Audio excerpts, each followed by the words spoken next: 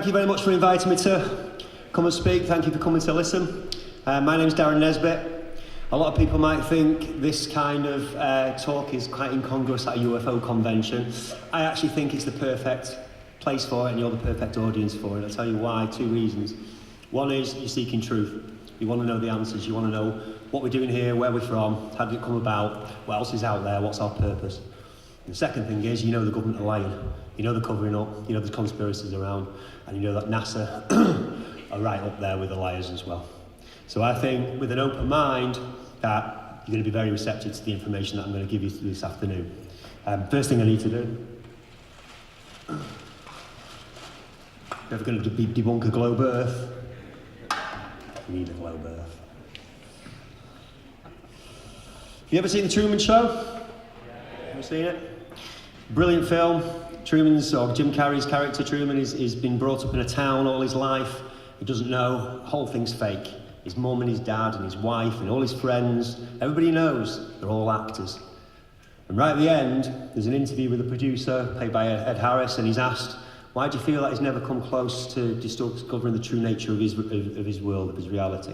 He's 30 years old before he finds out. And his answer is very telling. We accept the reality of the world with which we are presented. Why would you ever question it? Everybody you know thinks the same thing. Everybody you know believes what you believe. And that's because we all go through the same education system. There's one mainstream science system, there's one mainstream media system, all the same information. Everybody gets it all at once. And we're all taught these things here. There we go. We're all taught, we all see a globe in a classroom. We're all taught this is our solar system, the Big Bang Theory, although even scientists are very ambivalent about that, and obviously the theory of evolution. So if somebody stands up here, it's also reinforced with everything around you as well, the BBC logo, Firefox, AT&T, it's everywhere. Every universal picture that you've ever seen since 1927 has had a spinning globe on it. So if somebody stands up and says, I don't think the world is a globe, I don't think there is outer space, I think something completely different to what everybody's been taught, they're obviously going to seem like a raving lunatic.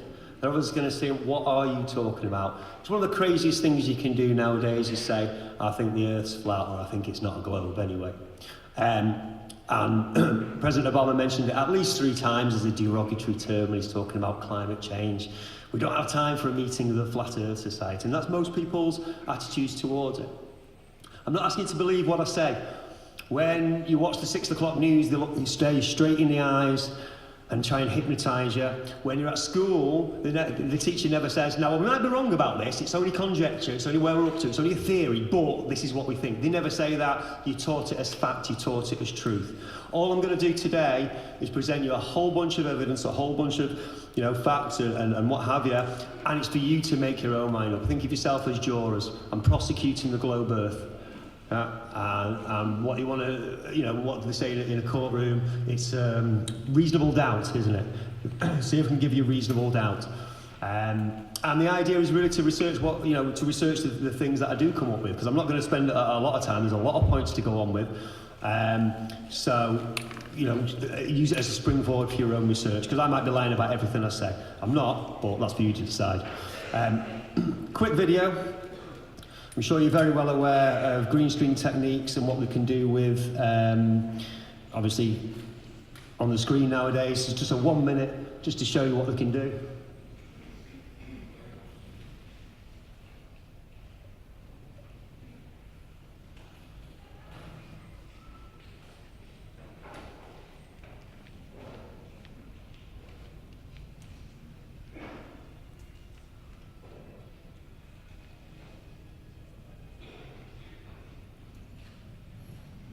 I won't believe anything I see on a telly screen without corroborating evidence.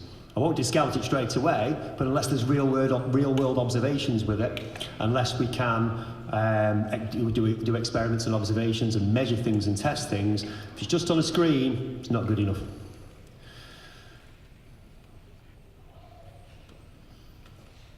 This is Dr. Stanley Milgram. He did a series of experiments in the 1960s.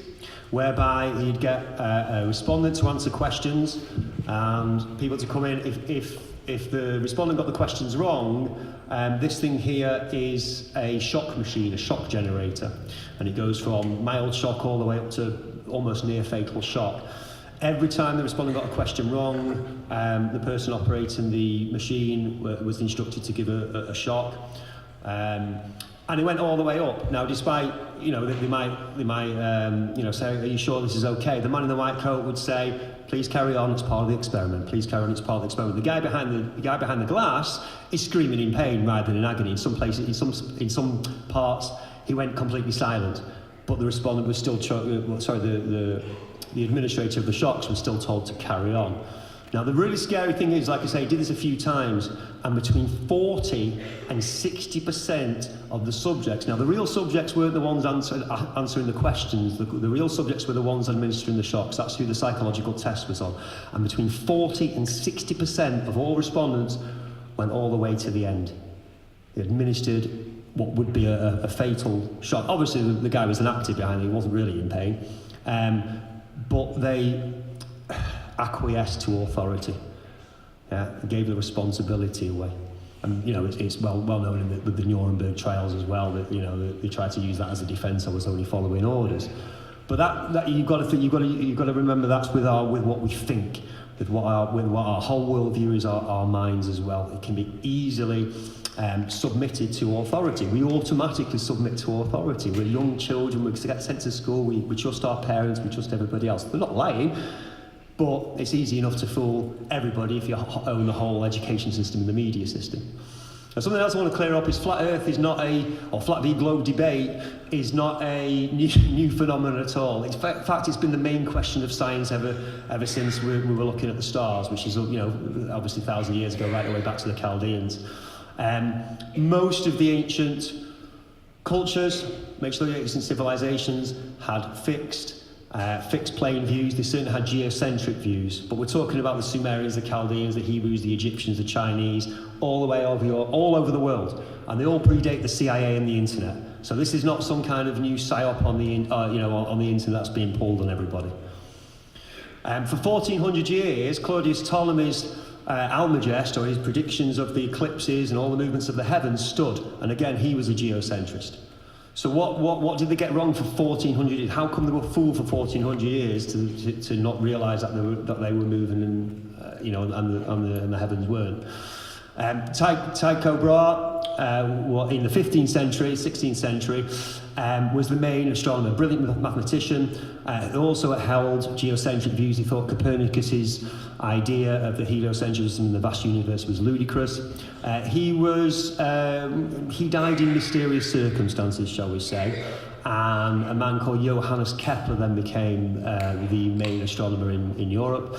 He inherited all of Brahe's work, all his calculations, and he was then able to establish Copernicus's work, with his elliptical orbit mathematics. And then in the 19th century and early 20th century, we have people like William Carpenter, David Wardlaw Scott, Samuel Rowbottom, Valieva, also a lot of work, again with proofs saying the Earth is not a globe. If we bring it right up to date, the question is, are they capable of massive lies? Now, these two guys, and hopefully nobody thinks that they are heroes and they defeated an evil dictator who had weapons of mass destruction. That's, 10, 15 years later, we know that was all fabricated. So, and 500,000 Iraqis died, thousands of British and American vets and soldiers from all over the world. Massive destruction. And these people lied to the world, and they knew they were lying. They knew they were lying because of the dossier. So if they're capable of lying about mass death and war, are they capable of staging moon landings and other things as well? I don't know, how many people here think that there is definitely something dodgy about NASA's moon landings? Almost everybody. Okay, great. See, I told you you'd be a great audience to give this information to. I note 4 things wrong with this picture straight away. I mean, you could spend a long time. There's a lot of great people who've done awesome work dissecting all the photographs from the NASA moon landings, from the 6 alleged landings. I can note 4 things here that will tell you straight away this is not on the moon. It's on a stage set. Number 1 is there was only one light source when they went to the moon, and that's the sun. They didn't take any lighting, they didn't take any extra equipment. You can quite clearly see here, in the astronaut's visor is another astronaut, Buzz Aldrin, and he is lit up fully. You can see the shadow, so the sun is obviously somewhere behind Neil Armstrong here, and you can see in another picture the shadow actually comes out this way. But they're both lit up. He should be virtually dark. Maybe this side of him a little bit of light, but this side should be completely and utterly dark. If there's only one light source and it's behind, how can he be lit up here? Number two, and this is a huge one, look at the horizon line behind him. Now the horizon line should be about 1.5 miles away on the moon. You can see here, you could probably, I mean, look at that rock there. You could walk to that in, I don't know, 30 seconds, a minute. But also, again, look at the horizon line in the visor. The shadow of the lunar lander goes virtually to it. So it's a few hundred yards across. This is a sound stage. Number three is Buzz Aldrin supposed to be taking the picture. You can see the Hasselblad camera here, and here's the camera in the middle of his chest, and he's standing on the same level as Neil. But this is quite clearly taken from above as well, because otherwise it would be a very, very different angle. The fourth thing is the lunar lander itself. It's very clean. There's no dust on it. Also, for a very heavy space rocket, it didn't make any kind of dents or impression on the moon's surface as it landed. These Hasselblad cameras did not have viewfinders. Everybody's got a phone nowadays or a digital camera, and they've got fantastic viewfinders. We can see exactly what we're looking at. These didn't have them. They were great cameras, but they only had shutter speed and an aperture, and only a couple of settings for each one of those as well. So how they got such great, perfect shots all the time, I have no idea. They were obviously not only great, space pilots, but they're also phenomenal photographers as well. You can see, again, going back to the sun being the only light source, you can see the shadow of the lander going that way, and the shadows here going that way. It's a local light source. If you go out on a sunny day, all the shadows are parallel because they're coming from the sun above. And again, the same thing here. You can see the shadows going that way. You can see the shadow of the astronaut going that way. There's more than one light source here. This is the stage set. Here we played Honey, I Shrunk the Astronaut. And these are all official NASA photographs. You can see the numbers on them, but it seems to be a hell of a lot smaller there. And like I said before, no dust on that, no dust on the gold foil there. You can actually see bits of sellotape or parcel tape here. You're going to feel really safe going into outer space with these guys. Like I said, again, this is a slightly different shot, but you can see the light source is behind him. I don't think it's this spotlight here, but the light source is behind him. You can see the shadow, but again, he's front lit up. This is an honest impression of what it should look like. Yeah, more realistic. The lunar lander that they spent, a few days living on the moon in, found these great pictures. Apollo Reality, fantastic site.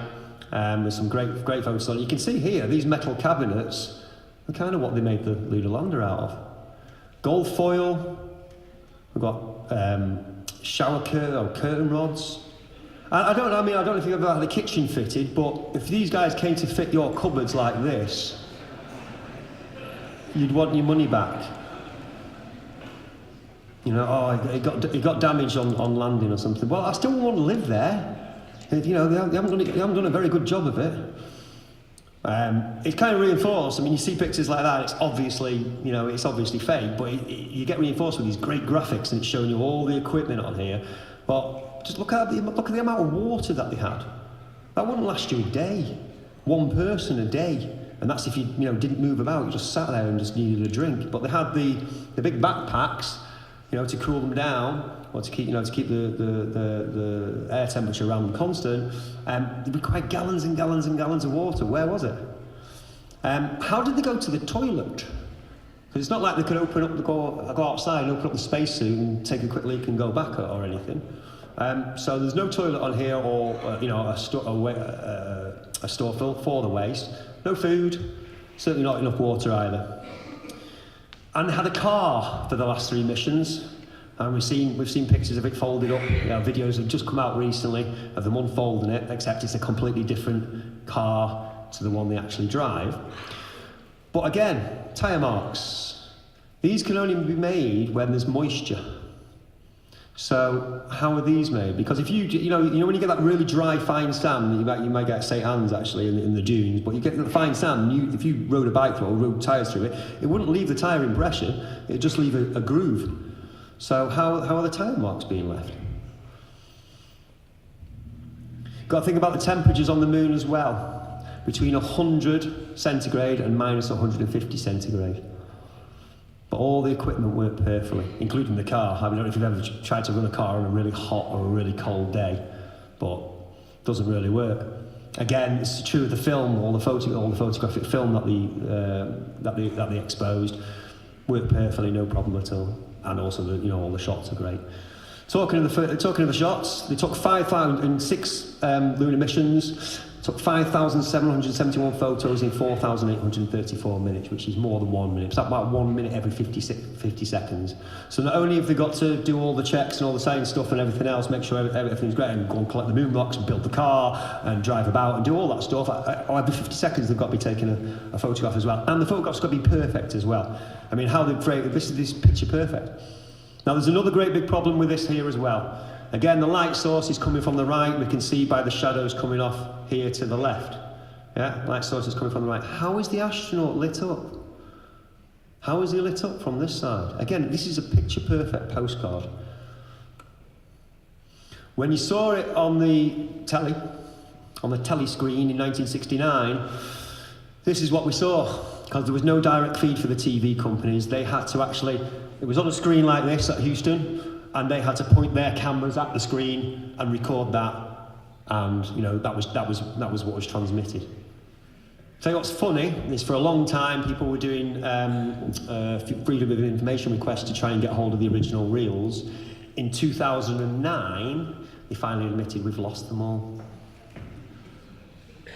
This is man's biggest achievement. It's man's most amazing tech achievement. Makes us think, we are, amazing. We can do anything. But you've lost all the telemetry and all the original tapes. What does that mean? It means you can't digitally remaster it and see what a fake it was.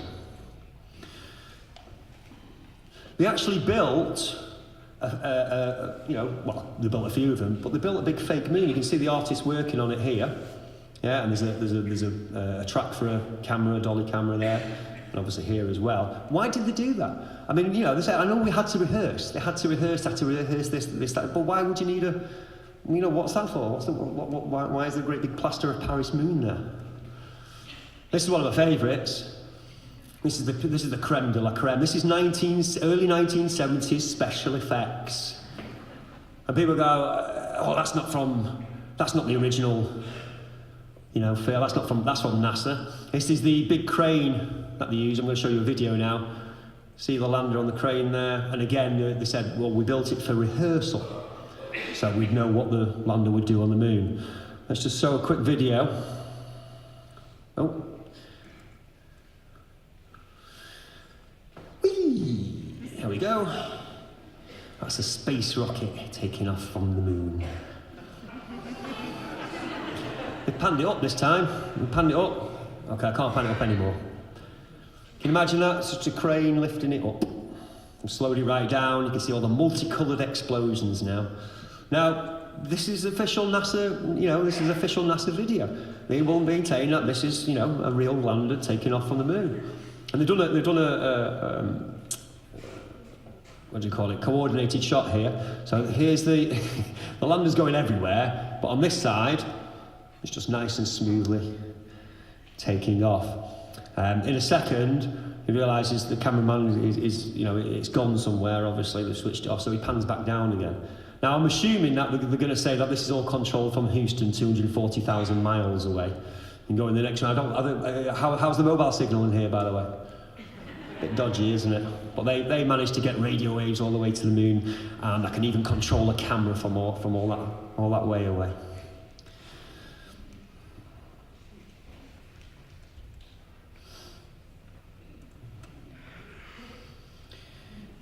Here's John Glenn, looking very handsome.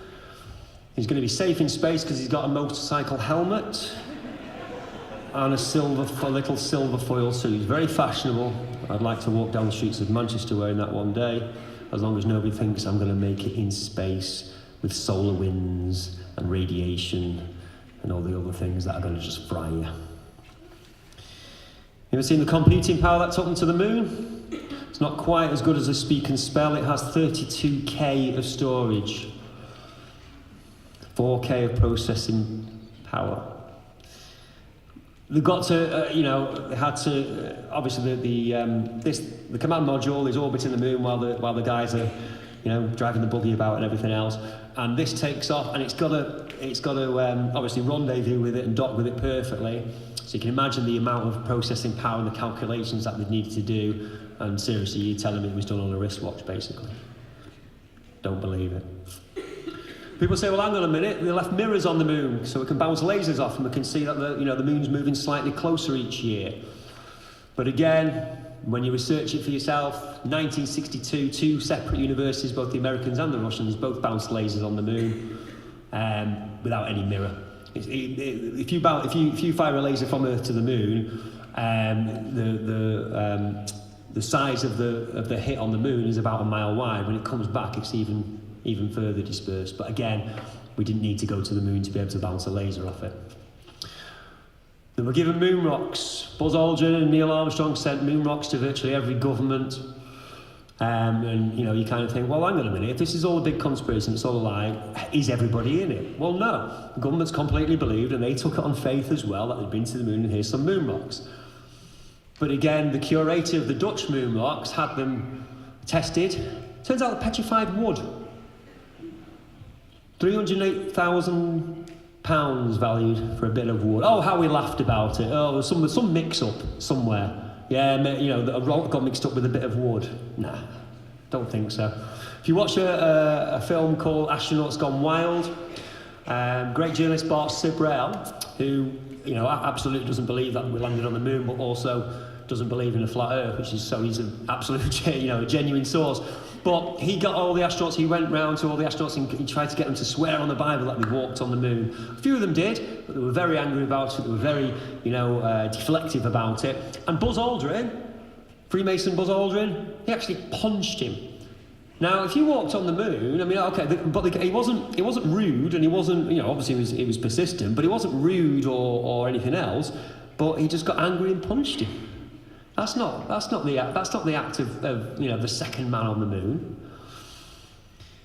The Orion project, NASA's Orion project. You can see here Kelly Smith. There's a great video on YouTube, and he basically says we need to figure out how to get man past the Van Allen belts. But I thought they already did that 1969 to 1972. So they haven't figured out how to get past the Van Allen belts. That is why we've never been back to the moon, not that we went in the first place. But that's why everything's always low Earth orbit. We're not doing any manned space exploration. Great to hear that both SpaceX and NASA with the Orion in, I think it's 2018 or 19, the next couple of years, they're going to send some more manned missions around the moon. But great to see the CGI on that. And here's something just the moon in general. Away from NASA for a second. We've got the craters on the moon, and they're all round. Yeah? They're all round, there's no impact trails. Yeah? Because they tell us it's meteors and asteroids have created these over thousands and millions of years. But number one, there's no impact trail, so they all must have hit at 90 degrees, straight on at 90 degrees. The other problem is we always have the same side of the moon facing us, so did they all come from Earth? Something else to ponder as well. Moving more up to date with the ISS. People have seen the ISS, we see pictures of the ISS, we see them inside the ISS, but how they fool everybody is with lots of hairspray and zero-G planes. I'll show you a video of the zero-G plane, also known as the Vomit Comet. And again, when you go back and watch the ISS after this, have a look for yourself and see, is it a plane going and doing this, doing the thing? And you get about 28 seconds. And you can see for yourself, they call it microgravity, or reduced gravity. And you can see for yourself that this is how they simulate it on the telly screen for everybody. Stuck up the hair, because hair would just be flowing about in proper zero gravity. It wouldn't be stuck up like that. But here you can see, they also have it's not just a plane, they have gravity wells at one of the research centres. I'm trying to remember the name of it. But, you know, this is quite typical of an ISS shot, where they're doing that.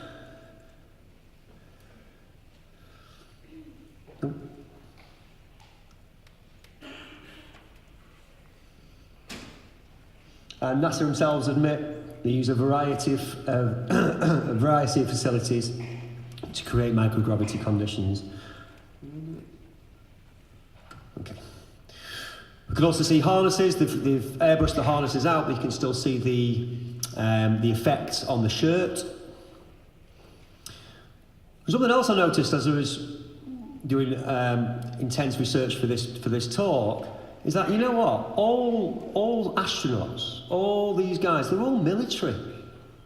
Think about Buzz Aldrin, or you know, just watch any of the interviews, just watch any of them. They're all military people, so they're not completely, you know, they're not stupid or anything. They can certainly follow orders and they know how to keep secrets. But none of them are real scientists. I never, you know, especially on the ISS. I mean, Tim Peake is obviously, you know, one that we're familiar with. He's a nice guy, he's a great guy, and all the rest of it. And it's, you know, the rugby and this, that, and the other, and this is how we take a drink and everything. But these guys are not top scientists. If they're doing stuff in space and we're spending billions of dollars on it, I want to know that the top physicists and the top chemists and the top scientists in their field are up there, you know, hopefully advancing mankind in our knowledge. Lovely bit here with a bit of duct tape. It's what you want on the ISS again. It's just a joke. If you know, this is what I'd expect to see. This is professional. Yeah, this stuff is just wires hanging down, laptops and cameras everywhere. Yeah? It's a joke, and you never actually see them do any science. You know, oh, we're in the middle of you know, this experiment. You know, we're finding out how, you know, whatever it is. What they do is they brush the hair and the teeth. This is how we brush our teeth. It's like, you know, speaking to children. This is how we go to the toilet. And NASA have finally figured out how people go to the toilet in space. They had a competition, you know, for people to suggest things. You know, I really want them to have figured that out before we sent anybody up there. Have you ever seen footage of them putting the ISS together? Have you ever seen an astronaut take a 360-degree panorama and get a little window? So, oh look, there's the Earth down there. Well, get your iPhone out and show us space. They never do, ever, ever, ever. That should make you very suspicious. And people say, well, I can see the ISS, you know, you can time it. It goes over my house. I can see it with my telescope, etc., etc. This is the best shot I could find of the ISS. It looks like a hologram to me. Well, I don't pretend to know all the technologies and everything that they use to deceive people with, but I can quite clearly see that this is not any kind of solid object. A few years ago, Italian astronaut Luca Parmitano nearly drowned. Again, you can look this up. It's you know, I don't know. I mean, you know, we've now got to have snorkels in space because water got into his helmet. Where's the water from? I thought outer space was a vacuum. There's no particles, there's no dust, there's no water in it, but this was all over the news. Well, if you look on the right here, in the Chinese spacewalk, because again, I know people say, well, hang on a minute, if the Americans were faking it, the Russians would have said something, or the Chinese, but they're not in competition. They're all part of the same com. You see here, there's a bubble rising. There you go. You see it? Quite fast, but you can see, again, it's supposed to be on a spacewalk. This is a bubble. The one on the left, there's just, you know, a zillion bubbles. And just watch this little bit here. There he goes. Kicks his legs. See that? Just watch him again. Little kick of the legs. Look at his movement. What does that look like to you? He's underwater. That's how they film spacewalks. Otherwise, you won't get bubbles. I say it's not the only way they do it. It's not the only way they fool people. They have a variety of different techniques. The head of the Russian ISS team, sea plankton on the outside of the station. We found traces of sea plankton and microscopic particles on the illuminated surface. This should be studied further. Chief of the Russian ISS orbital mission, Vladimir Solyova, said. And in Moscow, there was a cosmonaut training facility. Again, quite easy to imitate a space station of some kind here. Remember Gemini 4? I think Ed White, first ever spacewalk in 1965. You just watch him here. What I'm going to do, just watch the Earth behind him. It's rotating slowly there. So I'm going to speed it up. Right, and just watch the rotation. So you can imagine that he's on a spaceship and it's orbiting around the Earth. So I'll just sped it up and here it goes round. It's orbiting round here. Just watch the Earth and the spaceship.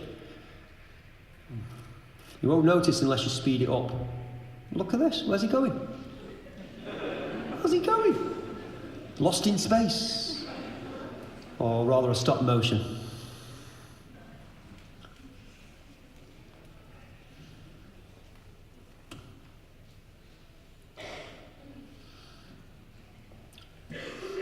Two things wrong with these.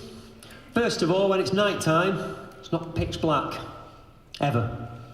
Yeah, there's always street lights. We can see, even if there's no street lights, it's not pitch black. You can see things. We can see, we can make out shadows. We can make out, it just doesn't go pitch black. But that's how they'd have us believe that the Earth looks like. It's completely pitch black with the two lights. Now you might say, okay, well it's exposure and the photograph and all the rest of it. Okay, well fair enough. But here's the Earthrise from Apollo 11, and then the Earthrise from Apollo 14. If you look very closely, you can see it's actually exactly the same Earth they've used, with exactly the same cloud formation, slightly different contrast and colour. They're not real, obviously. Not only is this pasted in, as you can tell by changing the levels on Photoshop, they've actually, we kind of help them. We kind of help them lie better. As we uncover all their anomalies and everything that's wrong, they go back and they change it up. So this is the new version. If you go to NASA and download the picture now and change the levels, it'll look like that. I don't know where the stars have come from. All of a sudden we can now see stars in space as well. They've added some stars. Very strange. If you're still unsure about the moon landings, if you still think, well, it may or may not be, watch Bart Sibrel's A Funny Thing Happened on the Way to the Moon. It will actually show you Neil Armstrong and the other two guys. It'll actually show you them faking being halfway to the moon. It shows you them doing it. It was a reel that they shouldn't have had. But the question is, if we haven't gone to the moon or even halfway to the moon, if we only ever go this high, then where are all these pictures? Where are all these images? How do they create these images? Because they're not photographs. And they do admit most of the time that they're not photographs. It's not just take a picture. I'd like to see that. I really would like to see that, but you don't. 2015, the Epic camera on the Discover satellite. This is supposed to be 1 million miles away from Earth. You might have seen it before. It's 5 hours of time-lapse photography, obviously showing the dark side of the moon going past the Earth. Now, I say going past the Earth because it's supposed to be orbiting, isn't it? Isn't the moon supposed to be going round the Earth? That's not going round the Earth. It's just gone past. It doesn't change size. It doesn't change lighting. Nothing changes on it. It's just a CGI graphic, computer generated. You notice the cloud patterns over 5 hours do not change. They don't change. But they officially say, yeah, no, this is a shot of the Earth. Now, unless you question it, like I say, unless you do this kind of work, unless you are open to questioning it, then you'll never know. You'll just accept it. But as soon as you start looking with a real, with a real bit of cynicism on it, these things start becoming very, very noticeable the more you do it. Here's a still shot from the same satellite, same era. If you look here to California, there's a cloud formation here, we turn upside down. You can see a word written. And you can, it says sex, doesn't it? Does it say sex or fex? FSFX? The way we know it says sex is because they use exactly the same thing in The Lion King. If you've ever seen The Lion King, Disney, blows it out and it forms that word. It's just very subtle programming, but it's the same thing. That's how you know it's fake. And we know it's fake because NASA tells us it's fake. Robert Simon is a NASA data visualizer. That's artist to you and me. And there's an interview with him saying, yeah, it's Photoshop, but it has to be. Now, they make out it's composites. They make out it's, well, we took a photograph and then another photograph and another photograph. And, I mean, I don't know why, just take a bloody photograph.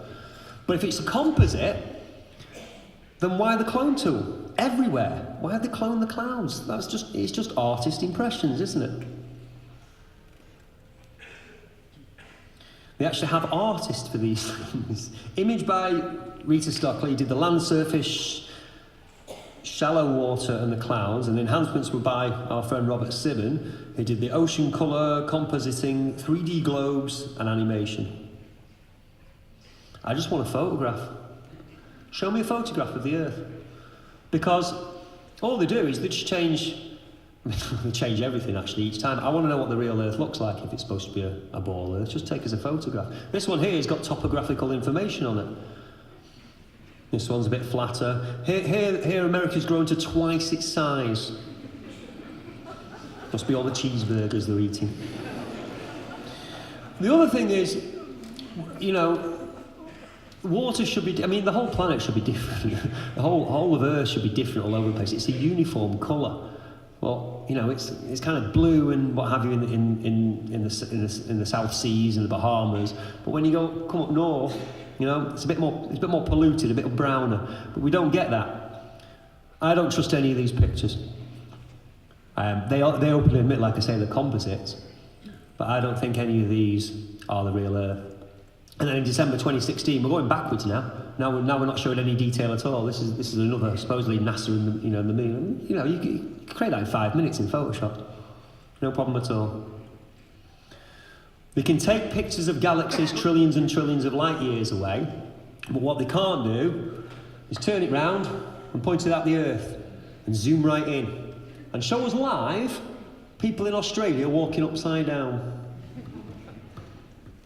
I'd like to see a live feed of the real Earth turning slowly in space. That is clearly not CGI. It's probably the most important thing you can do if you're, well, yeah, maybe, I don't know. See if you can find a real video of just the Earth. It only needs to be for a few minutes, just needs to see a little turn, but it's one you can tell. If somebody shows you a video that they've taken of the children running about and the dog playing in the park, you can tell it's real and it's not been doctored. We can tell what a real video looks like. So you'd be able to tell the difference, no problem at all. But that's the money shot, yeah? We're here in Britain and we're well, I suppose we'd be walking sideways. The only people that'd be walking upright would be the people at the North Pole, yeah? But if they've got super satellites that can see, you know, virtually to the end of time, virtually to the edge of the universe, then sure they could just turn them around and show us somebody in New Zealand walking upside down at the same time as somebody in, you know, Canada walking the other way. That'd be an interesting thing to see. We'll never will, though. You think, well, there's loads and loads of satellites out there, and there's loads of Earth webcams, isn't there? So I took this one, the Tate in Space, and somebody was like, oh, it's an art installation. No, it's not. They say we've got a satellite, and it orbits the Earth every 93 minutes, and it takes photos. So I decided to test it. And you can see the time and date in the corner here. But look at the image of Earth, and you get this kind of you get the old TV snow in between every few seconds. Yeah, so half an hour later, same shot. Another half an hour, exactly the same shot. Now, an hour later, it's not moved at all. It's supposed to be going pole to pole, by the way. It's supposed to be going this way around. So I thought, another hour later, still not changed. I thought, hang on a minute, am I going wrong here? So there's some controls. Oh, right, okay, so you can, you know. So I zoomed in, it's just the same shot, zoomed in, and what is that? It's just a plasticine model. I mean, it really is an artwork, but it's supposed to be the real Earth. If you go onto the website, it will tell you it's a real Earth. The next day, they just blurred it a bit. And then the next day after that, we were back to it's the same shot again and again. But the thing is, who's going to sit there and go, I'm just going to see what it does. You just assume, yeah, oh, we've got a satellite to this, oh, oh yeah, okay, great, and move on. You're not going to test it unless you're cynical. And I took another one a few days ago, so it's about, what, 6 weeks after? 26th of January, 1st of March, same shot again. It's not a real satellite in space. It's not the Earth. It's not just Earth that they have CGI and artwork with.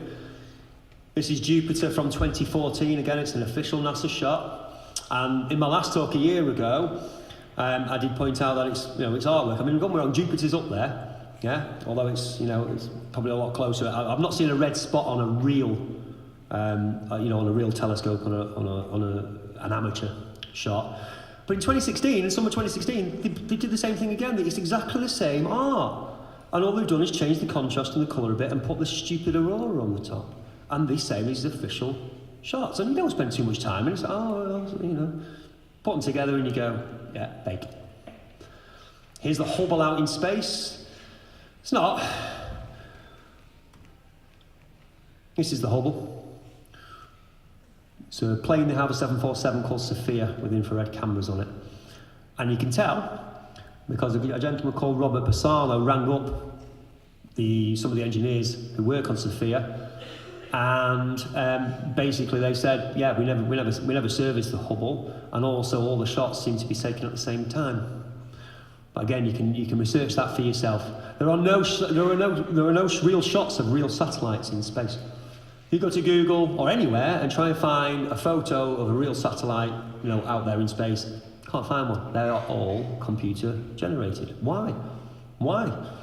If they've got all these cameras on them, all the satellites, why don't they take pictures of each other? Prove to us. Shut us up. This is what we get. We get nice graphics in magazines and newspapers and on websites showing us, where it's going to go and all the gold foil again. On the way to Pluto. And then it sends shots back like that, so it must be in space. But as soon as this came out, again, a lot of people went, this is a joke, isn't it? Seriously, there you go, Pluto. But again, unless you kind of question it, you just accept it. Put it to Photoshop, adjust the levels, you can quite clearly see this is not the New Horizons probe, just passing by and taking a photograph. It's been layered in. Yeah, it's a creation. And this is the other half of it. So you've got the graphics and the CGI. You go, hang on a minute, well, we see rockets go up, don't we? Well, we see them go up, but very quickly they start levelling off and coming down again. And what we never ever see, and I did a huge search for it, we never see an unedited shot. I mean, there was 135 space shuttle missions, so somebody could have put a camera out the front window and, let it roll. Let's see what it looks like. It's not going to take long. It's going to take 15, 20 minutes. Never see it. In fact, there is a cockpit, there is one cockpit video, and it's pointed backwards towards the crew. Who wants to see that? I don't care, show us space. I want to see space. They all go on the side. I'll show you a few minutes of rocket launches now, from all different countries, all over the world, and we'll see it, shoot up, and we know amateur scientists can get rockets to go. You think, oh, those crazy Koreans, they'll believe anything.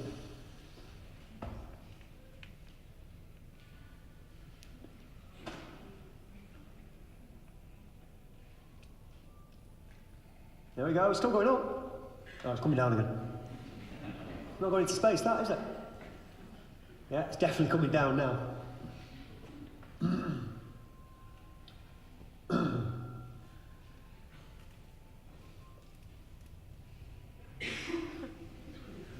Hey, we did it. That's what we get, graphics, CGI, command centre. Wonderful.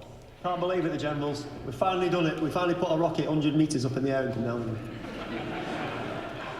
There we go. This is the Orion. This is NASA's Orion. Delta IV. The Americans wouldn't do that. The Americans are, they're not liars, are they? Surely they're not lying to us.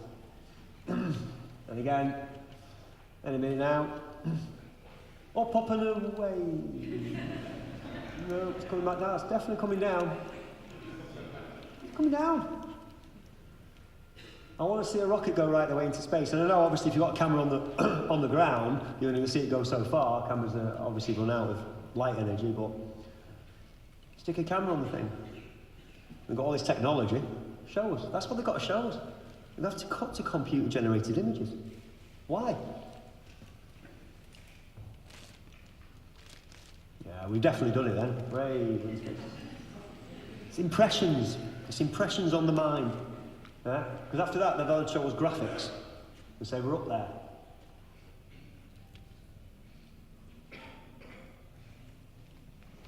Again, levelling off. And it's a downward trajectory. There you go, the booster rockets. Oh, it's definitely come back down. Right, okay, we're off to the moon. We're going to the moon now. Here we go. Up, up, up. Up. So infinity and beyond. So 1 minute 40. Not got very far, has it? And I know the apologists or the flat Earth deniers say, well, it's going to go so, and then it's going to catch the orbit of the Earth. It's not gone very far. It's only gone up for a few miles. It's not gone as high as a plane. Some of these. I mean, they're never on the moon. What? Apollo 16, the same. Like I say, the best thing to do is have a look for yourself. There are, plenty of rocket launchers around. You can test all this for yourself. Don't believe what I say. You know what I mean? I might have just picked the ones that seem to go down or something, but you'll find that they all do the same, and there are no unedited videos that show us going all the way into space. First shuttle launch.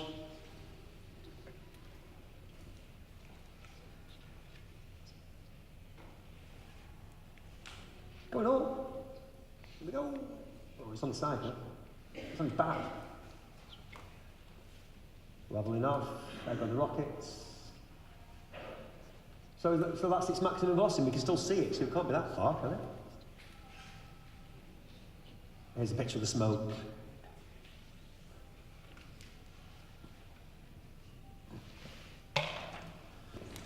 I think I've made my point. The point was, it's all different.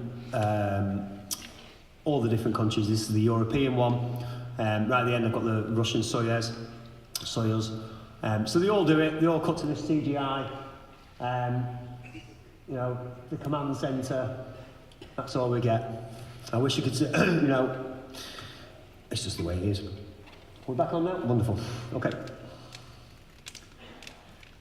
That's enough of that.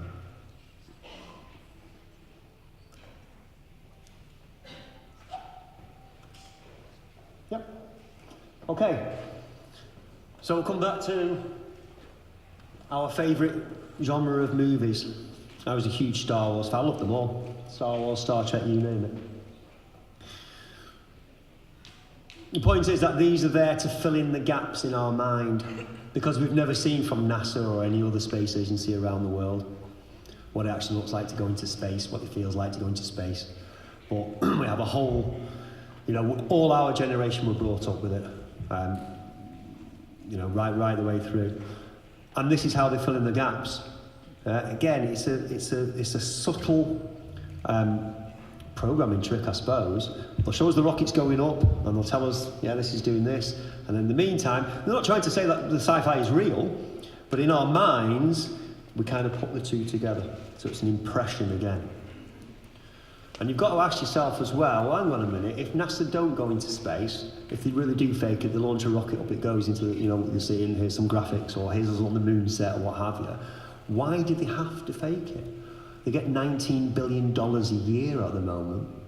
So why not spend that money and actually go into space? Is it because they can't? I'm going to come back down to Earth now. We need to know what we can see for ourselves. What can we observe? What can we establish that is definitely true? Because we look up and we can see the stars and the dark rift in the sky and all the rest of it. So what do we actually know for sure? Well, if we're on a globe, there has to be curvature. We should be able to, at some height, at some distance, we should be able to experience curvature. Things should drop out of view.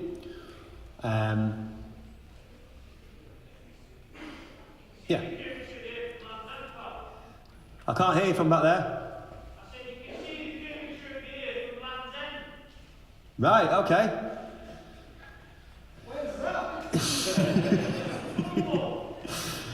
Okay, two things to notice about this particular photograph, which you might not have straight away. First of all, there's a city there in the distance, and also, just note for later, the reflection of the sun on the water. One of the big arguments for a ball Earth is that ships disappear over the horizon, hull first. Everything disappears, bottom first, but on the horizon. Ships are, you know, for a 6 foot tall person, the horizon is only 3 miles away. Okay, if you're 7 foot, you're standing up, obviously it's going to be a little bit further, 4, 5, 6 miles, however far you want to say. These ships are disappearing. It was one of Aristotle's biggest proofs. And people still say it nowadays. But there's a big problem with it. Because if we're on a ball and there's a curve that way and the ships are disappearing that way, then we should see a curve that way as well. And not just across the z-axis, but across the x-axis as well. Yeah? If you're telling me that ships are disappearing the horizon, we can't see the bottoms of buildings and mountains, and this is because of the curve of the Earth, then I want to see the curve of the Earth that way as well. Because it should be even, shouldn't it?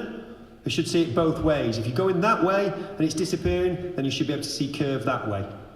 And obviously you can't, because every single thing we see is flat. Every single horizon we see is flat. Just notice the sun and the reflection of the sun on the water there. I'm going to miss that video out. Okay. I maintain that we see things disappear in the distance because of the limits of our eyesight, because of the way perception and light refracts over water, and so on and so forth. It's not useful for us to be able to see 1,000 miles. Probably be quite dangerous, to be honest. But the point is that I don't think these these turbines are disappearing, you know, over the curve. I think they're all, you know, exactly level, but because of the way light works. I've got the video. Show you this very quickly. And watch this. As the temperature changes, the conditions change, watch it appear and disappear. It'll mirage, it'll do all kinds of different things to our perception of it. That's obviously a speeded up time lapse. But is it disappearing behind a curve? It's not, is it? It's the way the light, is obviously hitting the lens. It can make it appear massively different. From almost nothing, from a tiny thin wedge to and obviously we've seen there's full buildings on there. So the way our eyes work has got a lot to do with how things disappear in the distance, and it makes sense for us, like I say, to be very aware of the things close to us, and things 200 miles away are not really that important.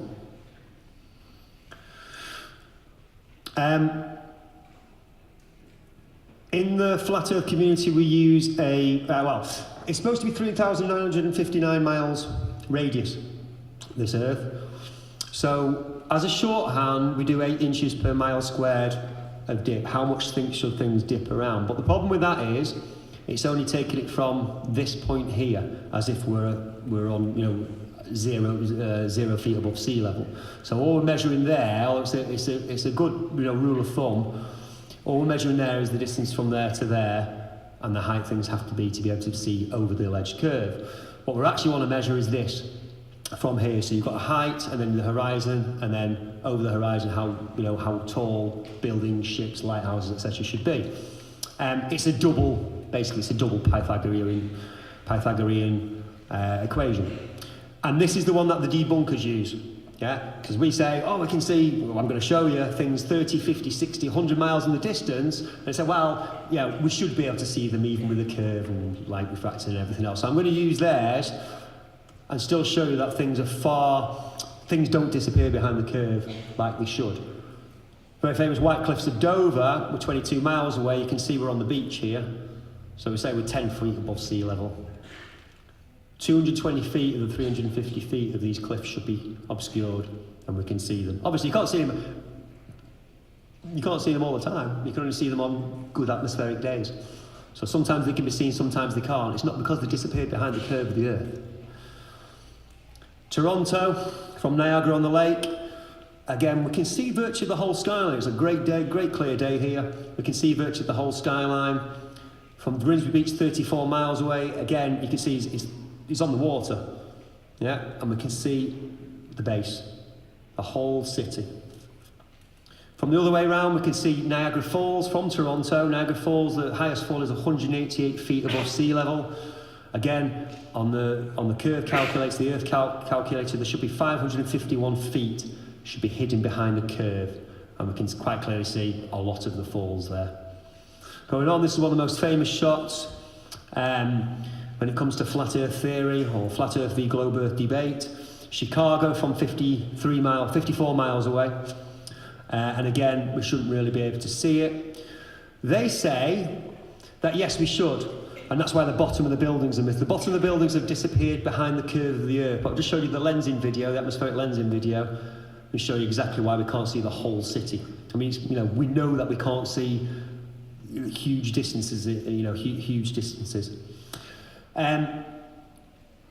On the calculator, it says, basically, they say there's a bulge of 486 feet in between us and Chicago here. So there's a bulge, which is the curve of the Earth, and that's why we can't see the bottom. But I have a great big problem with it, and this is going to apply to every single thing when we're talking about distances and when we can see, whether we can see, over the curve of the Earth. If there's a curve of the Earth, and, it's great to go on debunking sites and people that disagree with you because you can, obviously get ideas for how they are wrong, excuse me. So here's us. This is Joshua Nowicki took the picture from Grandmere State Park, and this is Chicago, and they reckon there's a 486 feet bulge in between here. Well, that means that you should be able to stand here or here and look up the lake and see a big 486 feet bulge of water. Yeah, and that's true of all of them. That's true of whatever we look at. They say, well, we can't see because there's a bulge of water, but obviously if you go round, then you should be able to see the bulge of water. There is no bulge of water anywhere. This is what we see every time you look out, a flat horizon. If I saw a bulge, you'd go, oh yeah, okay, it's curving. But it's not. Never is. All horizons are flat everywhere. There's no bulge water. If you've ever been to a lake, it's flat. It goes on flat. You can see the Isle of Man from the Fylde coast, 61 miles away. Again, you ever seen the Irish Sea with a big bulge in it? The Isle of Capri from 102 miles away. I mean, I've put all the the viewer's height and everything so you can calculate for yourself. I'm not going to get right into it because the bottom line is we can see these islands from a long way away, and you're telling me there's supposed to be a bulge of water in between, or at least this horizon is completely flat. Barcelona, 115 miles away, we can see Magaluf, or no, it's not Magaluf, Mallorca. All the peaks of Mallorca. These should be hidden. This one had a lot of debate on the internet. If we say the photographer said he was at 2,717 feet above sea level. But from 149 miles away, which is where we are, this is Reunion Island from Mauritius, you can see 4,836 feet of this should be hidden behind the curve of the Earth. But if Simon Def there is only 4,139 feet. So the horizon line should be here somewhere. If it was behind a curve. It's not. We can see the island. Show you this. Again, proving that it's not because of the curve of the Earth that we can't see very far in the distance. You see the sun setting there, nice flat horizon. What's going to happen very shortly is we're going to see this peak come into view. It's not come into view because you've gone higher or anything. It's come in because of obviously the way the light's working. Let me show you. As it sets, you see the peak. It's 185 miles away. We're looking across from the south of France over to the Pyrenees here. And again, comes into view. If the sun wasn't there, obviously a few days of the year when the sun sets at that position, you can see it. But if it wasn't there, you wouldn't be able to see anything. Not because of the curve of the Earth, it's because of the way light and our eyes work.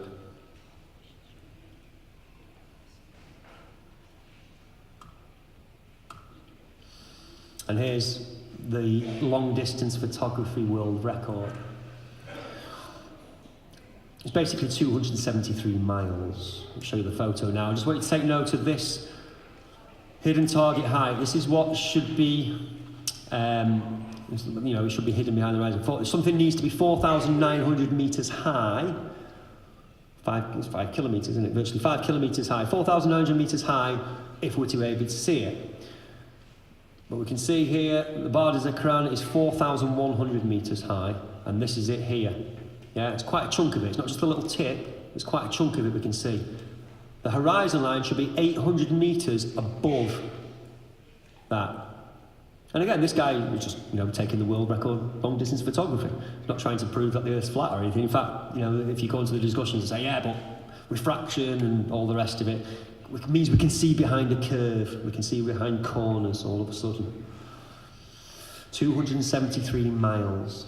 It's a long way. There's a lake in Russia which is 395 miles long. It freezes over every winter, months of the year. It should be 19.7 miles of hump or curve. Again, ice doesn't curve and hump and bump, it's flat. We all know ice freezes, it freezes flat, just the same as water. When it's wet, when it's liquid, it's flat.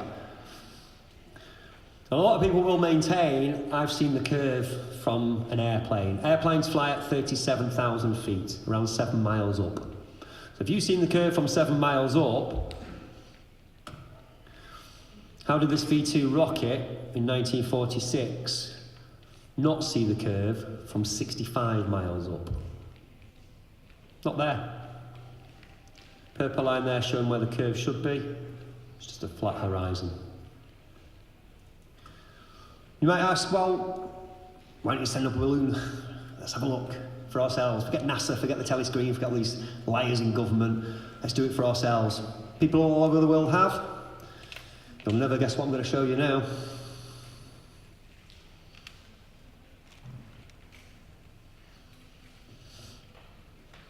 From anywhere between 85 and 120,000 feet these are going to be. Look at the horizons. Our planet is beautiful. It's not really a planet, it's terra firma. But the Earth is beautiful, it's a great big plane. It hasn't changed, we still live in the same place, but from above you can see there's no curve. Now you might go, oh, hang on a minute, I can just make out a curve. I'll show you the shots in a minute where there's a real curve. Big, beautiful place, but it's just a big plain. Yeah? It's just a big, I won't say flat because it's got mountains and rivers and valleys and all the rest of it. So I like calling it a fixed plane. Again, there's no movement. Okay, so I think this is still shots probably why there's no movement. But again, when you see the videos of the balloons themselves, you'll see that not only is the horizon flat all the way up there, we're talking 20 miles up for these, it doesn't move. There's no, again, visible movement of the Earth underneath. I think that's the world record for an armature balloon. You can see the clouds, very, very small in the distance. So you might go, well, I could kind of see a curve there, kind of make myself see a curve. But not all like that, which is what the shots show us all the time. This great big curve. There's no, obviously, landmass here or anything so we can make things out. Again, how high up is it? How up is the shot? You've just seen from 112,000 feet, 22 miles, we've seen the clouds looking very, very small. This looks lower to me, but it's got a great big curve on the horizon. The other question is, who took the shot? Is something following the ISS at perfect orbit to it at 17,500 miles an hour so it can take a shot and it's all perfect and no blurriness. This is when we experience a curve of the Earth, when they use barrel lens distortion to make the Earth seem curved. Remember Felix Baumgarten's famous jump in 2012? Great big media event. We can see the curve there, but if that's the curve of the Earth, then it's not very big. Doesn't make sense. Here's a shot from the video. Here's a still from the video, by the way.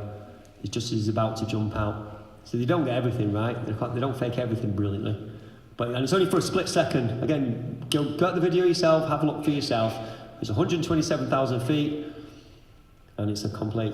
But how we get from that to this curve, I've no idea. I do know it's barrel lens distortion, and they're trying to deceive everybody.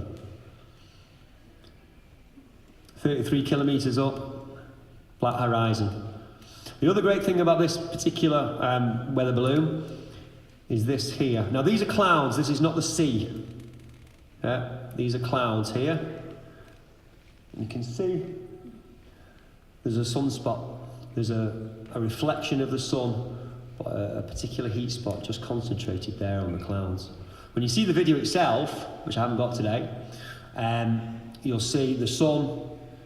You see it bounce up and down the sun and the sunspot and the hot spot underneath it. Which again, if the sun's 93 million miles away and huge and it's sending all its rays parallel into the Earth, what's it doing with a localized hotspot? Doesn't make sense. This is what we see. We see it on water as well. Just to note before, what you see is what looks like a local sun emitting a local reflection. Because again, I know the idea is, you know, the light rays come in and they're spread out, obviously spread out more north as they are, you know, towards the equator. But surely we shouldn't get such localized, I mean, this is a few meters. Why isn't the whole sea lit up? It should be. If we're getting all the rays, you know. Here we are, you know, if you're in Britain, on the south coast or what have you, and you look, you'd see that reflection. That's the reflection we see all over the world. It should also be different all over the world as well. It should be smaller at the equator and obviously larger as we go further north. Again, we see a local sun with a localized reflection.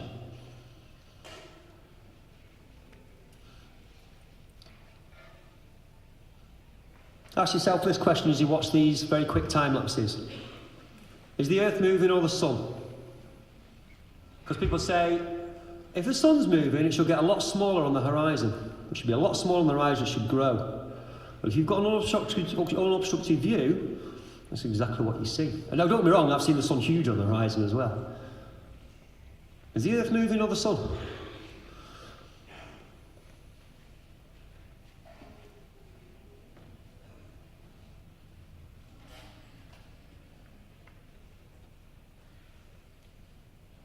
You know, is the Earth rotating towards and rotating away from the sun? Or is the Earth completely still and it's the sun moving about over it, bringing light and heat every day?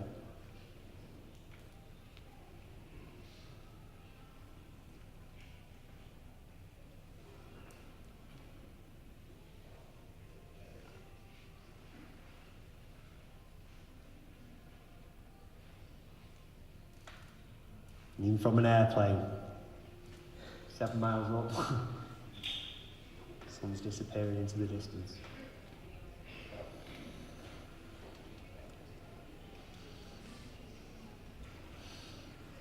You say, well, okay. Yeah, NASA are liars. Yeah, they can fool us with a telescope, but you can't fool science, can you? There's a scientific proofs, isn't there? One of the most famous ones is Eratosthenes, who famously proved the Earth was round. No, he didn't. He was measuring the circumference of the Earth. He'd already assumed that the Earth was a ball in the first place. And the thing is, you know, it's the difference in the length of the shadows of two different points on Earth, 700 miles apart. He chose to accept this explanation. Sunlight's coming in parallel, hence cause those different shadows. The other explanation is just as valid. It's a small sun, create exactly the same difference in shadows. There's no proof at all. In fact, you'll find most of these proofs, most of the scientific proofs, all assume previously that the Earth is a ball, or it is spinning, etc., etc. So they have to start with that assumption and then they can prove it. But without starting with that assumption, you can't. The distance, not only is the distance to the sun been changed, you know, again, we go to school and they say the sun's 93 million miles away. Everybody knows that figure. But that has changed ridiculously since Copernicus first came up with his convoluted theory. Not only that, they also used to think that the sun was still. That the sun was fixed in the centre and, you know, everything's revolving around it. But Herschel then said, no, the sun's moving as well. And then we know nowadays we've got that Nassim Haramein graphic with the sun, I've got it somewhere, the sun leading the solar system away through the galaxy. So it's not fixed, it's not like the science is settled or anything, it changes all the time. And here's an important question, so I'm going to take this down now, it's getting on me. That's enough programming. Shooting stars. Again, sorry. Just at the point I need it. Right, here you are. Here you are on Earth. Where we are we? Here we are in Britain. And we see shooting stars. We see them come down. I mean, they can come from the horizon and possibly cross to the other horizon. Right? But most of them kind of shoot across down. What they never do is shoot up from the horizon straight up. But if you're on a ball rotating, here in Britain, you should see them come up from everywhere. Come from out, all around you is outer space. So why not shooting stars everywhere? Why don't they ever come up from the horizon and just go off into the... They all come down. Every shooting star, every meteorite and asteroid, they all come down. Here's something you can do for yourself. I think the moon's probably about the right phase now as well, so you could do it tonight or in the next few days. Whenever there's a sliver of a moon, up to about a half, it doesn't quite face the sun. And this is a photograph. There's the sun in the sky. Here's the moon. Now you in your mind, move those two bodies around so that the moon reflects properly on the sun. If you play pool, you've got to line up shots, or snooker, you've got to line up shots and they've got to be accurate. You can quite clearly see here that this moon is pointing to a sun that way. You'd have to move them, you'd have to bring the sun right down and move the moon up to get that kind of reflection.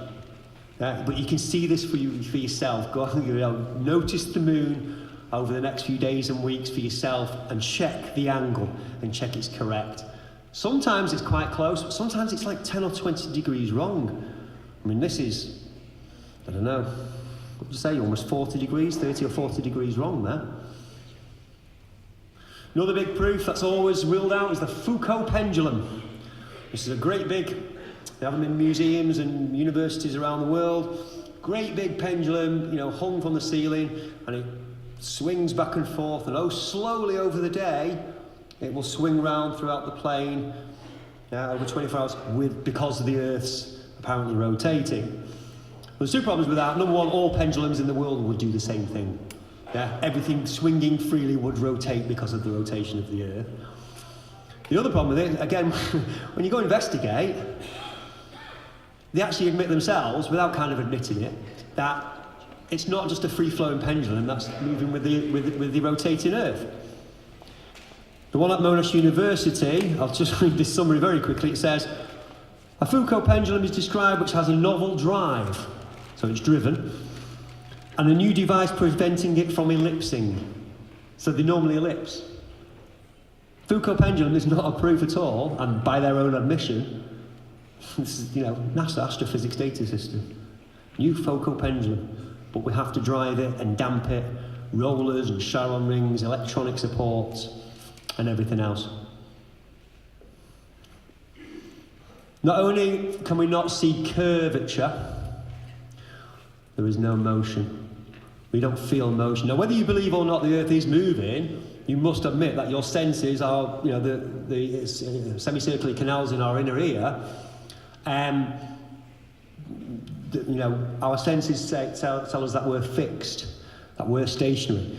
I know it's supposed to be an optical illusion and everything, but if there is no movement of the Earth, then the whole model is gone. The whole model is wrong.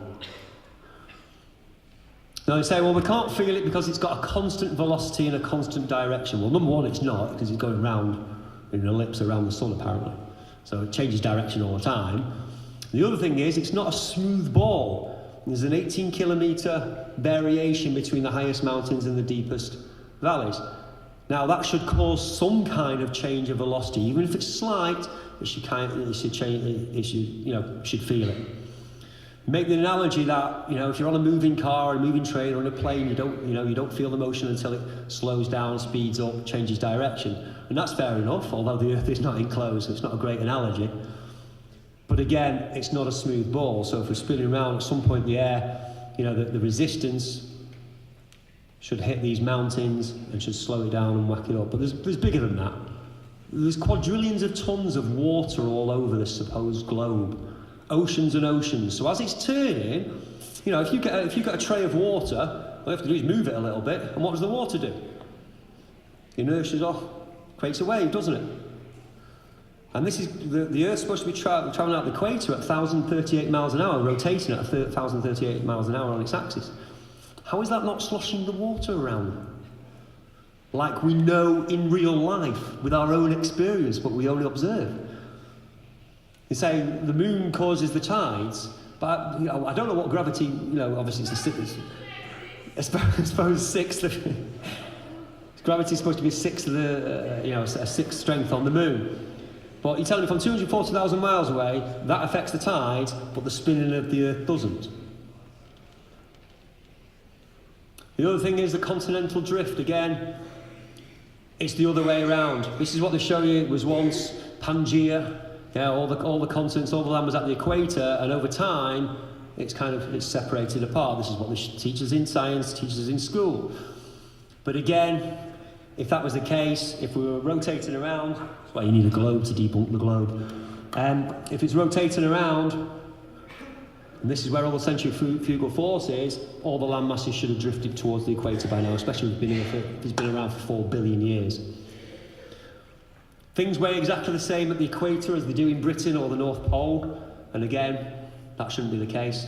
Weight should be different everywhere, because these are experiencing 1,038 miles an hour rotation. These are experiencing none. We're about 700 miles up here, allegedly. Airplanes would have a great big problem flying, whichever direction. But if they're going from, say north to south, then again, the rotation is increased. So it should have to take account for that. How do they ever land unless the runways are exactly east-west and they're coming in east-west? How do they ever land? Well, they say all the atmosphere is spinning along with the Earth. That's why we can't feel it. That's how, planes can still fly and everything else. But they want us to believe that the atmosphere is basically acts like one big solid directly attached to the Earth. That's the only way that you wouldn't feel it. But the atmosphere is gas, it's air. Yeah? You say because of friction, that's what gets the air going. And okay, it's going to create a little bit of friction, but it's not going to you can't get a solid just by friction to get a gas to rotate along with it. Again, get a tennis ball, football, any kind of, throw it. The air doesn't stick to it, it cuts through the air. The exosphere is supposed to be 6,200 miles above the Earth.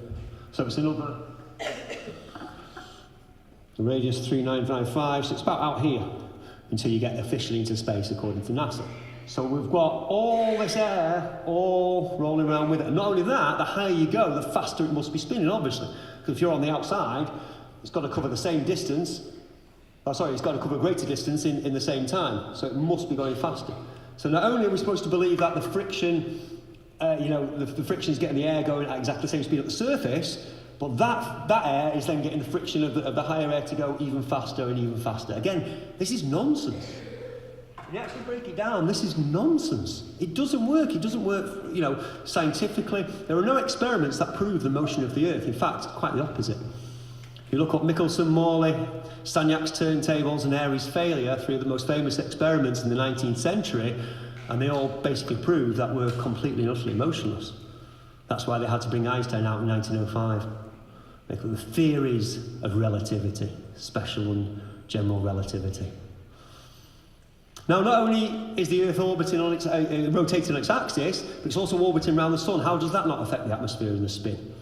And then the whole Sun's going through the galaxy at 500,000 miles an hour, yet we can't feel a single thing. That's not true, is it? It's magic. There are no experiments. When there's an earthquake, and we're lucky in Britain, we don't have very many. But when we do, it's like, there's some big ones in New Zealand recently. That's what the Earth would be like if it was moving. It'd be carnage. The other great big clue that we're not on a spinning ball is the way water acts, the way rivers act. Rivers flow downhill, north, south, east, west, they flow downhill. But again, the Nile's 4,000 miles long, and it flows that way, it flows north. Yeah.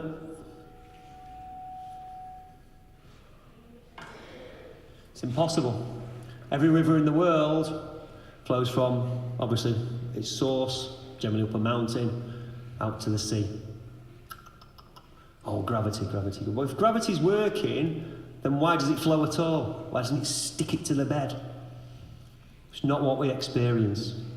All water finds flat. You get a tray of water and leave it be, flat. Swimming pool, nobody in it, nice clean pool, flat. Lake, the sea, the ocean, flat.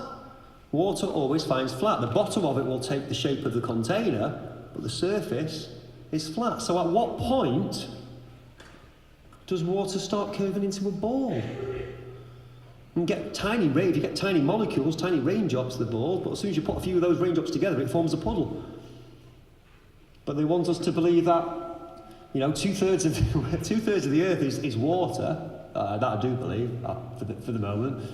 We've got this great big ocean here, but it's not flat. It does what water doesn't do, what we've seen. We observe water finding flat, but they want us to believe that water curves around the ball. The US Navy have probably have several, but they have a weapon, a laser-guided missile. And the tech that actually work on it, that actually fire it and use it, they say, they shine the laser at the target, and there's no other way for the missile to get there. As long as that laser's on the target, the missile will follow and hit that target. But they go for 50 miles. So how does it see through the curve? Does the missile punch through the water? Again, these wouldn't work.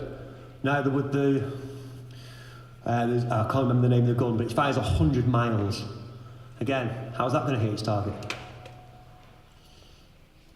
So, well, hang on a minute, what about the tech we've got? And we've got a cell phone, we've got Sky TV, all this other stuff. How do they work if we haven't got satellites in space? Well, quite easily, with antennas, towers, ground-based towers. Some of it, you know, is reflected off the atmosphere, some of it's tower to tower, some of it's cable. But this system's been around since World War II. And they always say that public tech's about 50 years behind what they've actually got.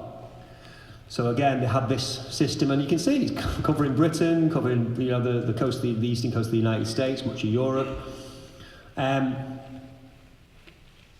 World War II, 1940s, cell phones were released about 1990s, weren't they? So 50 years after the fact. How does my Sky dish work? How am I getting satellites? Getting it from tropospheric scattering. I'll read you this. One useful form of radio communications technology for applications where path lengths of around 800 kilometres, that's not the limit. You can go well over 1,000 kilometres if they wanted to. Are needed is known as tropospheric scattering, or thankfully shorter, troposcatter. It's a reliable form of radio communications that can be used regardless of the prevailing tropospheric conditions. That's why, you know, your TV picture doesn't wave, go fuzzy very much. Although reliable, when using troposcatter, the signal strengths are normally very low, so they require a very high power transmitter and a very finely tuned receiver. And this is what a great big receiver looks like. Shape ring the bell? It's kind of pointed out level, it's got that kind of dish. That's tropospheric scattering. Costs millions and millions and millions to lay cable under the sea. So why do it if we can just send satellites up and it can bounce the signals around the Earth? Very, very expensive stuff, and this is, you know, they're everywhere, connecting all the continents. All these great big antennas, Winter Hill, why do we still need that? Why are Google using drones? Now, satellites actually do exist, but they're not up there in space, unless you can find me a photo or a video of a real one. They do put satellites up there, and they've been doing it since 1960. This is the Echo 2. And they can go for a long time. I think the record's 250 days. It can be launched from locations worldwide for science, it can be ready for flight in 6 months, low-cost method, stable platform. They don't try and hide it, they've got a suborbital program. Why have NASA got a suborbital program if they've got an orbital program? Why? Let's go to space. Well, this I can believe completely. Sounding rockets and UGLBs launched from several different places all over the world. They don't try and hide it. This particular one here looks very much like the Kepler telescope to me. Not saying it is, I haven't got proof of it. But they're launching satellites mainly a lot from the Antarctica, but some from Sweden, various places. They all like satellites to me, and they go on great big long balloons. Have I got the? No, I haven't. Yeah, the record's 250 days, that one's up there. And they can keep launching them. Very recently, NASA came out with the fact that they found 7 exoplanets. This is how they find them with this Kepler telescope, which is whatever, 20 miles above us. A star dims its light for a little bit. It twinkles, in other words. And this is how we measure. This is how we measure, what planets are going around, what distant stars. That's what they tell us. It's only been in service since 2011. It's found something like 4,000 exoplanets. Well, the Earth takes 1 year to go around the Sun. So if we're watching the Earth from the distance, we'd probably want a couple of years, 2-3 years, to make sure it's definitely a planet and not a speck of dust or something else. You know what I mean? If it's a planet, it's got to have a regular orbit. But they found all these planets very, very quickly. Oh, there we go. 4,696, and that's Jan 2015. So it's probably up in towards 10,000 now. I'll show you this video very quickly. What are we up to? We're nearly finished. We're running out of time. Damn. Okay. I'm not going to show you the video because I want to get through a couple more things. This is stills from the video. We've now got cameras like the Nikon P900, and we can actually zoom in on the stars. Now they're distorted. We can't see exactly what's going on. There are all kinds of aberrations and what have you, but they don't look like a solid yellow disc. They're all different. They're all unique. A lot of them are multicoloured. They dance all over the place. And the other thing is, if we can see such detail, and it's not massively, but we can see, what form they are, then they can't be that far away either. They can't be trillions of light years away. Stellar parallax is a big fraud, and I'll show you why. Look at your thumb. That's about 1 inch. Yeah, the thumb's about 1 inch. What they're looking for is measurements of movement of a 15,000th of an inch over a 6-month period. Yeah, point a telescope at a particular star, it's supposed to be one side of the sun, and the other side of the sun, they're trying to triangulate a massive distance. Just look at the tiny, tiny differences. 1/15,000th of an inch. When angles are as small as this, we are inclined to agree with Tycho. He said angles of parallax exist only in the minds of the observers. Now, most of distance astronomy, most of this idea of vast outer space comes from the idea of stellar parallax, which you can't see. Obviously, the constellations stay the same every year, year in, year out. Yeah, the skies don't actually change, but they're saying there's slight movements, so they are slightly moving apart. Two things could be easily caused by an earthquake. We have earthquakes all over the world, all the time. Or refraction of light. I mean, you're taking one measurement one day, and then 6 months later you're taking another measurement. Yeah, and the differences are absolutely tiny. To actually say this is solid science is really pushing the boat out. Even astronomers themselves, even scientists themselves say, it's Robert Woodhouse, the whole range of astronomy does not contain one proof of its own accuracy. Fred Hoyle the same, Astronomer Royal. Can't say that Copernican theory is right and the Ptolemaic theory is wrong. So science isn't settled either. There's a lot of quotes from UFO experts who also say, even Arthur C. Clarke, one theory which can no longer be taken very seriously is that UFOs are interstellar spaceships. Nobody denies that UFOs exist. Nobody's seen them. You've seen them with your own eyes, seen thousands of videos. We know abductions are real, implants are real. These things are really happening. But I don't think they're from outer space. You can test it for yourself, but many, many researchers themselves say they don't think from outer space. I'm going to leave it there because it's 3 o'clock. I could easily do this talk for 4 or 5 hours. Either I've encouraged you or motivated you to go and research some of this stuff for yourself, or you just think I'm a complete nutter, so we're back at the start again. Thank you very much for listening. Have a great conference.